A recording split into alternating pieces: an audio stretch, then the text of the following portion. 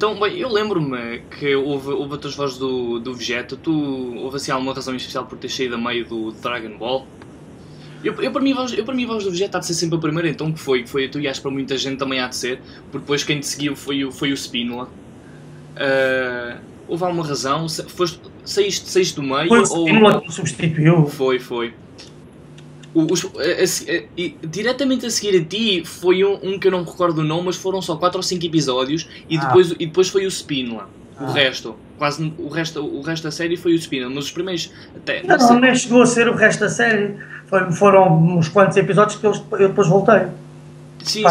Já não tenho ao certo tempo que foi. Exato, sim, mas houve ali um bocado tu saíste e então o Spínola. Eu saí porque eu assumo isto, não tenho problemas. Eu assumi por uma sacanice que o técnico fez. Exatamente, e aí eu gosto de dizer isto porque eu sou extremamente profissional naquilo que faço. Sim, eu acho também aqui neste tipo de entrevistas é mais fácil, acho eu, falar destas coisas do que se estivesse num estúdio a fazer uma entrevista para a televisão, não sei, digo eu. Porque... Mas eu acho que também já disse na televisão. Não tem mal nenhum, é verdade. Havia um técnico que não gostava muito de mim. Narrava um bocadinho comigo, não sei porquê. Exato. E houve uma altura, quando estávamos a gravar, que eu tive que ir fazer um espetáculo de teatro para o Norte.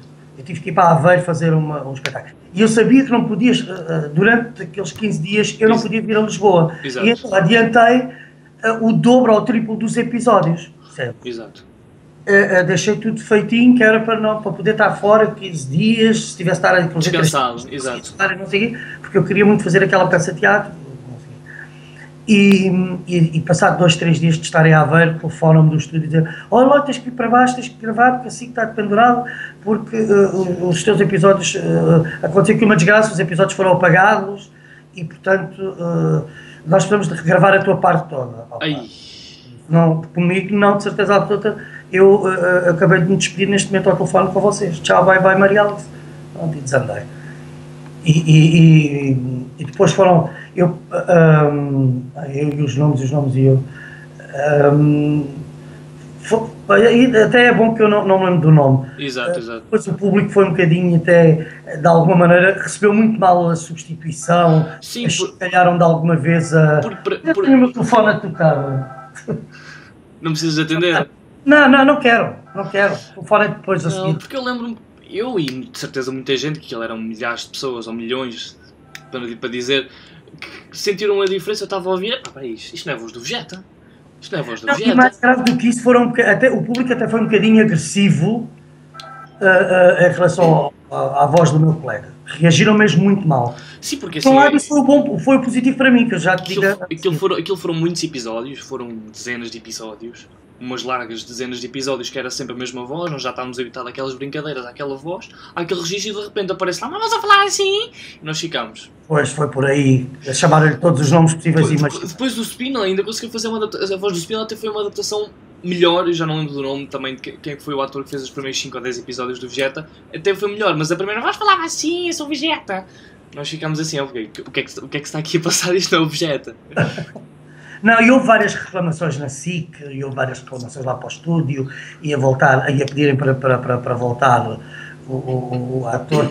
Exato. Que era eu, e pronto, e depois a coisa lá se recompôs, lá fui chamado, lá houve uma reunião, a reunião correu muito bem a meu favor, agora em público é que não posso dizer mais coisas. Claro. Correu bem a meu favor, meu favor. Exato. E portanto foi. Eu não digo que sou prostituta. Lá está, foi Cavalinhos que te levou para esse mundo. Exatamente, a culpa é dela. E então, eu não sei se lembras-te de algumas personagens que fizeste ou só daquelas mais icónicas como o Vegeta e o Satã, ou lembras-te mais algumas que tenhas feito? Assim, de nomes ou de vozes? É mais fácil haver uma voz ou outra que me lembro do que propriamente os nomes. Sim, como é que se chamava uma personagem? Eu sei que tinha uma personagem que a minha voz era toda para aqui e a coisa dava-se sempre assim. Agora, qual era esta personagem? Pá, não sei. Eu já pensei em várias, mas eu nem quero dizer aqui nenhuma vozeira porque havia tantas. Olha, aproveita isto para fazeres um concurso O pessoal que diga que Olha, exatamente. Por exemplo, se vocês são inteligente. vocês conseguirem adivinhar então o que é, qual é que é esta voz, nós depois havemos de arranjar um prémio qualquer. Vocês tentem adivinhar e depois nós havemos de descobrir qual é que era a voz. Autógrafo. De uma fotografia com quem venceu. E então, vocês eram um elenco pequeno? Ou não?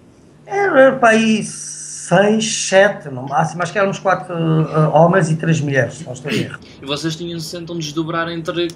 Em muitas personagens. Lembro-me depois de ter feito a voz, o Krilin, depois a determinada altura torna-se adulto. O Krilin. Pois, porque o Krilin era Cavalinhos que o fazia, não era? Tenho quase a certeza que era a Isabel Figueiredo. Então já estou a dizer baboseiras. Estou aqui a falar um fã de Dragon Ball. Mas eu vou pedir a este canal novo que vai aparecer para te substituir a ti também, não é? Porque tu não prestas, não. Pois, é que me tem de substituir. Eu estou aqui a falar de Dragon Ball e que é Cavalinhos. Depois chamei ao Monchique, Joaquim. Mas não fala mal porque eu também não tenho a certeza. Joaquim de Albuquerque. Mas olha que ele se calhar, Joaquim de Albuquerque... Eu não sei porque ele tem cara de Joaquim. Também gosta de Joaquim de Albuquerque, é chique. Bom chique, estás a ver? Pois, deve ser. Então, mas vocês tinham-se então de desdobrar entre muitos. Sim, e como estava a dizer, ela fazia... Eu não posso fazer muitas vozes porque eu tenho a voz velada. Chama-se em teatro a voz velada, que é esta voz que parece estar sempre rouca, não é? Sim. Há registros que eu não consigo fazer. Os registros de bebés ou de criancinhas muito novinhas... Mais agudos, portanto. Senão já parece uma criança de 3 anos com voz de avô, não é? Ok. E não consigo fazer as vozes muito fininhas. Às vezes lá chego aqui, mas é uma coisa... Claro. E lá havia um outro personagem que eu fazia às vezes desta brincadeira. Mas depois o Krilin, de repente aparece na série adulto e com um grande bigode. Já tu não te lembras disso? Já. Olha, Isso foi Dragon Ball GT. Denunciaste todo aí nos teus... Estava assim agora a pensar... com bigode. Estava agora assim a pensar, foi no Dragon Ball GT. Ele já tinha cabelo, já tinha bigode. Portanto, ficas a saber que a próxima entrevista já não a fazes, que vais ser substituído, ok? Já vou ser substituído. E aí lembro-me de ter feito a voz do Krilin, o Satan, claro, que era o gajo que falava. E depois havia um outro que se agarrava a voz toda que falava assim, que era... Já também não me lembro. Exato. Opa, como te digo, era uma infinidade deles, portanto. Umas vezes com a voz distorcida pelas máquinas, outras vezes com a nossa voz. Natural. A história do Satan, por exemplo, isso eu gosto de assumir, porque acho que foi dos grandes trabalhos. Eu gostei muito de fazer o Vegeta pela maluquice toda do Vegeta, por aquela loucura toda. Vocês sabiam que aquilo ia ter muitos episódios, o Dragon Ball? Não. Ou seja, não sabíamos é que se ia desdobrar em tanta série, não é? Porque nós quando recebemos, o estúdio quando recebe, sabe logo que são 20 episódios, são 100, são 200, são 300, nós sabemos. Agora não sabíamos era que era a Dragon Ball 1, Dragon Ball 2, Dragon Ball 3, Dragon Ball 4, a inventar, mas pronto, isso nunca se sabe, não é? Exato, pois porque aquilo foi um grande sucesso, eu lembro-me de ser pequeno, ter para uns 10 ou 11 anos, e estar a falar com um primo meu em segundo grau, ele tem mais ou menos o dobro da minha idade, então deve estar agora com uns 40, eu era pequeno e ele começou a falar de Dragon Ball, e eu achei muito estranho, não é? Uma pessoa com o dobro da minha idade, já é adulto, já estava a trabalhar, a falar de Dragon Ball, e eu, primo, não sei o que, tu conheces Dragon Ball? Precisas a brincar comigo? Tu mas eu conheço Dragon Ball, eu estava na universidade. Mas quem é que ia para as aulas? Nós ficávamos a ler coladinhos ao Dragon Ball a ver aquilo, não havia aulas para ninguém, eu fiquei muito espantado. Depois, quando fui mais pequeno é que me apercebi da dimensão que o Dragon Ball teve, que aquilo já vinha antes de mim, que eu já era precoce, quer dizer, ele é que era precoce em relação ao Dragon Ball, eu cheguei lá basicamente, ele já viu o Dragon Ball e eu ainda estava a ver. Opa, então olha, só para agora aí temos, comecei a ir a uma casa de fados, eu gosto de fado, comecei a ir a uma casa de fados no Bar Alto, que adoro, a mascota Atalaia. E eu acho que eles até deviam receber esta entrevista também, que é para eles perceberem que eu até lhes faço publicidade para esta coisa. Não, porque eu gosto mesmo muito deles, são gajos já adultos, não é? Claro. Não são tão adultos como eu, pronto, se eu tenho 50, alguns deles devem ter para ali entre os 20 e muitos até aos 40. Esses 20 e muitos e os 40 também já os viram, pois. Agora, um deles então, quando descobriu, quando eu estava a cantar para descobrir que eu era o Vegeta e não sei o quê, o próprio guitarrista adora que eu vá lá cantar fado, está a dizer, epá, a coisa que eu mais curto é estar a ouvir um fadista, O Vegeta a cantar fado. E então, pronto, há e são pessoas com 30 anos, 30 e sim, essas pessoas, isso foi quando foi o pico Dragon Ball, Foi quando começou essas pessoas dos fins dos 30 e inícios de 40. Eu dou-te 2 exemplos da maluquice. O grande clube de fãs do Dragon Ball, o primeiro grupo de fãs enorme, com milhares de alunos, foi na Universidade Nova de Lisboa. Os universitários, os alunos que estavam a estudar na Universidade Nova de Lisboa. Foi claro. O primeiro, que eu me lembro, foi o primeiro grupo que me chamou para falar, exato. Para falar sobre o Dragon Ball, não sei o quê. E o outro grande grupo foi na GNR. GNR? Na GNR. Que nunca mais me esqueço. Por isso é que eles têm assim aquelas barrigas pequeninas. És tu que estás a dizer, não sou eu. Portanto, se fores preso, és tu. Tenho de vir cá buscar, ainda tenho de pagar um bilhete de avião. Mas olha, o meu sócio, ainda hoje, na nossa empresa de cultura, ainda hoje ouve a minha voz na rádio ou na televisão e não me reconhece. Ele tem um ouvido duríssimo para estas coisas. Portanto, que ele ainda hoje diz, mas como é que as pessoas o reconhecem? Como é que é? Com a voz, é muito estranho. Eu ouço e não... A sua voz na televisão, na rádio fica diferente. Lá está, ele se calhar não seguiu o Dragon Ball fincadamente, não sei se é ou se não, e se calhar também parte daí. Porque sabes que acho que é um bocadinho com tudo, acho que é um bocadinho de ouvido duro. Sabes, nós estamos a falar de centenas de episódios, tens a noção disso, e eram centenas de episódios e aquilo era visto como se o mundo ia acabar depois do episódio acabar, basicamente. Não, aquilo era uma religião quase. Exatamente, um culto, aquilo era quase como se fosse um culto. O pessoal estava ali, agarrava alguém, tocava, sai daqui! Era quase isso. Eu lembro-me, eu tinha manhãs excelentes com a Ana Malhoa. As minhas manhãs de fim de semana com a Ana Malhoa eram as melhores, que ela tinha um programa que ia dar o Dragon Ball e eu estava sempre à espera da Ana Malhoa, que era... Ana Malhoa! Exatamente, Ana Malhoa, exatamente. Isto não se pode dizer. Eu estava à espera da Ana Malhoa, que chegava a Ana Malhoa, já sabia o que é que vinha aí. Mas já me perdi, mas também não tem importância. Mas estávamos a falar de GNR e clubes de fãs, exatamente. E nós montámos, foi-nos pedido a nós, por uma entidade que estava a comemorar os 500 anos dos descobrimentos portugueses, uma coisa que se chamava São dos Descobrimentos mesmo. E foi-nos pedido para nós fazermos uma recriação histórica que tivesse muita gente, aproximadamente 1000 pessoas a desfilar, a recriar a época quinhentista, com cavalos, com este, com aquilo. E de repente nós começámos a fazer um levantamento sobre o que havia, porque houve um historiador no século XVI que deixou mais ou menos escrito como é que esta embaixada de portugueses se deslocou a Roma. Então nós sabíamos que só cavalos eram, por exemplo, 80 que tinham que participar do espetáculo. E nós começámos a pensar... 80? E posso dizer, só em jeito de coisa, até um elefante ao vivo teve que circular pelas ruas deste país. A sério? A sério, foi feito em Lisboa, foi feito no Porto, olha, isso deve ter sido fantástico. Foi. Se procurares nos arquivos da RTP, quase certeza absoluta que encontro lá, foi filmado pela RTP.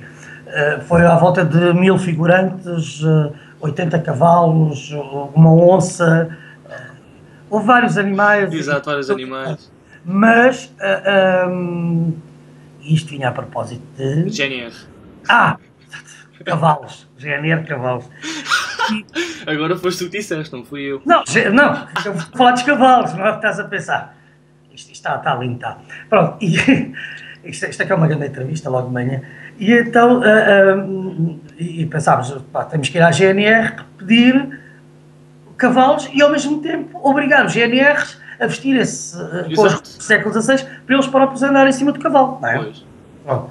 Então, marcámos e quando chegarmos, fomos recebidos pelo capitão qualquer coisa que se nos disse, olha, só tenho que lhes pedir, está tudo bem, eu já falei com os homens, já há homens interessados em participar no espetáculo, mas agora tenho que esperar aí uns 20 minutinhos, porque está a dar uma coisa na televisão que enquanto aquilo não acabar, eles não vão a nada, e como vocês lhes vão pedir um favor, o melhor é deixarem-nos ver lá uma porcaria que eles estão a ver, de uns bonecos animados e não sei o quê, porque senão então ninguém aceita participar, se os interrompe na Trindade. Mas o que é que eles estão a ver? Está a ver uma coisa qualquer. Eu acho que o capitão nem sabia muito bem dizer Dragon Balls. Opa! Não vão, eu vou pedir 80 e eles vão aparecer 800 a querer participar, quer ver como é. E então entrei no bar da GNR e estavam dezenas, isto nem se podia dizer que os GNRs vão ficar danados comigo, mas pronto, estavam dizendo as GNR tudo assim, olhar para a televisão a curtir o Dragon Ball. Tipo como um burro olhar para um palácio, exato. E depois há aquelas coisas que eu às vezes tenho sorte e que apareço no momento certo. Então estava uma grande luta, uma grande conversa do Vegeta com, olha, exatamente com a personagem do Henrique Feist, com o Son Goku. E eu entrei, entrei pelas costas deles. Exato. Que porcaria é esta, pá? Eu venho aqui para ter uma reunião para pedir homens, não sei o quê, e comecei nesta conversa. E então, olha, olhavam para trás, olhavam para a televisão, olhavam para trás, olhavam para a televisão, daquela... Não, tens de olhar para mim, eu vim aqui, marquei uma reunião, estou há um quarto de hora, vocês esperam, assim. Olha, aquilo foi uma loucura, foi muito engraçado. Eles começaram a perceber, espera aí, então aquela voz está na televisão, agora está aqui. Agora está aqui. Foi muito engraçado, foi assim que eu consegui convencer os GNRs a montar a cavalo e participar num espetáculo meu. Chantagista. Usar o poder da altura. Exatamente, usei os poderes vegetarianos. Então, das personagens que nós estamos a falar há bocado, tiveste assim alguma preferida ou... No Dragon Ball? Sim. Já passamos a outros projetos. Não, o Vegeta sem dúvida, eu gostei muito de fazer. Desculpa, porque o Vegeta deu-me esta liberdade toda, inclusive de todos os dias, nós gravávamos há 5 episódios por dia. Aquilo era sempre a gritar, presumo. Sempre, Quer sempre. dizer, exato, presumo não, era a realidade, mas vocês diziam... Não, mas é verdade, Vocês iam chegar ao fim do dia afónicos. Aquilo era 5 dias por semana, 7 dias por semana... Dependia. Às vezes havia episódios que nós falávamos menos e gravávamos um bocadinho mais e portanto não precisávamos de ir lá todos os dias. Houve grandes nuances em função dos episódios, mas serviu, até por isso por estares a dizer que nós gritávamos muito, não sei o quê, serviu quase como terapia para a voz, ou seja... Gritar é terapia para a voz? É, porque exatamente para não ficarmos afónicos, os atores têm aulas de voz, não é? Para conseguirmos colocar a voz no diafragma, para poderes usar a voz todos os dias a projetar aos gritos, seja lá onde for. Sim, pois vocês gritavam com o diafragma, não era com as cordas vocais. Pronto, exatamente. E deu-nos essa... só que depois, todos nós atores, depois começamos a não ter grandes cuidados com a voz. Pois eu também queria perguntar isso, então cuidados é que vocês têm de ter, se tinham... Isso deu-nos a tal... Eu comecei a perceber que para fazer esta história, para começar a gritar às 9 da manhã ou às 9h30 da manhã, exato, eu tive que fazer um bom aquecimento, para não ficar afónico, percebes? Portanto, isso acabou por ser uma terapia nesse sentido. E depois, por outro lado, perceber até onde é que a minha tessitura de voz conseguia ir para fazer vários registros, percebes? E isso achei... Ou seja, no fundo serviu um bocadinho para isso, como o próprio Vegeta serviu para eu ter a perceber a minha capacidade de improviso. Exato. Era feito ao momento. E tu gravavas vocês e tu e os outros gravavam as vozes quase todas ao mesmo tempo? Ou não. Era primeiro um, depois era o outro, depois era o outro? Raramente fazíamos uma coisa a dois. Às vezes... Por graça, ou eles interrompiam... Talvez há uma vez chegaste a lutar contigo próprio, digo eu, no meio de tantas personagens. Sim, mas isso já me acompanha ao longo da vida, às vezes até em determinadas peças de teatro, põe-me a fazer vários personagens e chega a contracenar comigo próprio, mesmo em teatro. Eu acho que sou considerado no meio um bocado de... Olha, está ali o maluco que está contracenando aquele próprio, e chamam-me. Mas muitas às vezes acontecia eu chegar mais cedo e estar o Henrique ou o Ricardo ou outro qualquer a gravar, ou Cristina Cavalinhos, e eu chegar mais cedo e eles ainda estarem a acabar, e depois eu interrompi-os no estúdio e eles faltavam meia dúzia de frases, mas nessa meia dúzia de frases estavam a contracenar com uma das minhas personagens e às vezes eu, por cima da cadeira, eles estavam sempre, nós estamos sentados assim como estamos aqui, não é? Exato. E eles começava às vezes até a meter logo a voz para a minha personagem, numa coisa assim mais... Já estava feito, exatamente. Mas pronto, mas do resto era sempre sozinho, sim. Exato. Não perca o próximo episódio, porque nós também não! Solta a música, DJ! Dragon Ball Z, energia total. Dragon Ball Z, em lutas contra o mal. Dragon Ball Z, é uma força brutal. Dragon Ball Z, Z, Z, para vencer o mal. São jogos de grande ação, tu és o herói Son Goku. És águia, tigre e falcão, e o vencedor serás tu. Dragon Ball Z, Z, Z, o jogo vai começar. Dragon Ball Z, Z, Z, e o bem irá ganhar.